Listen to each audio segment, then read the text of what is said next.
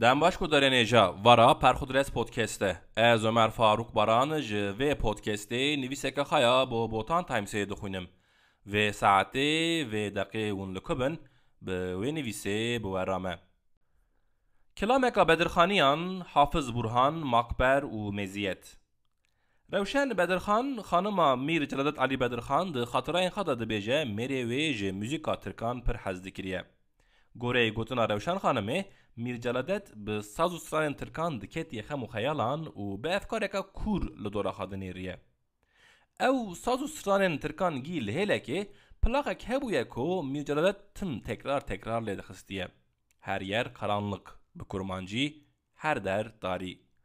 ده خاطرین خدا روشن خانم نابیجه که میر جلالت جدنگ که گهده دای سروی کلامه لی تاریخا موزیک ایزو شوپی دبن سردنگ حافظ برهان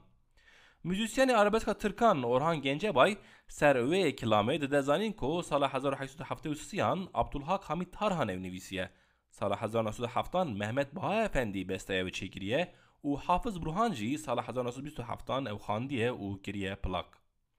او کلام بهتر بناوه مقبره تیزانین که روشن خانم جی ده خاطرین خدا کلام ورگا بناف کریه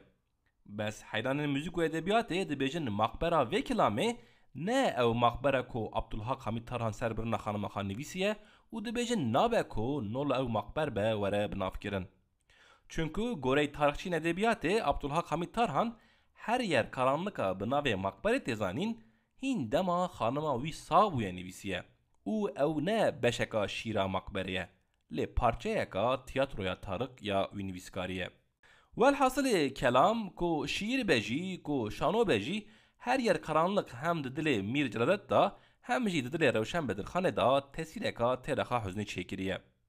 Rewşen xanım dibêje rokê ew gorima xa Meziyet xanım li İstanbulê li saloneka müzikê bûne û wê xastiye müzisyenê li sahneyê her yer karanlıkê bisirê.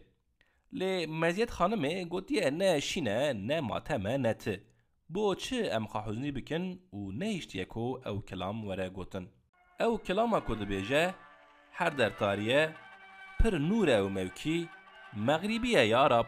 yan ew der makberî.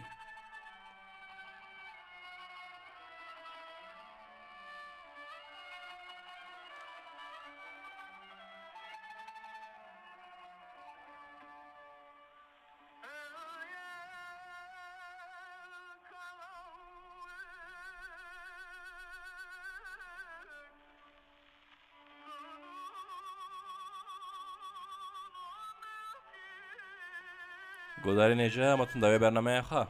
متنا و برنامه هندکارن جه بوتان تایمس نقطه کامی بخونن پر خود رس پودکست هر پنجشنبه ده ساعت 5:05 پی ام دا به بشه گنو بورای وگاوی بخاطر اوه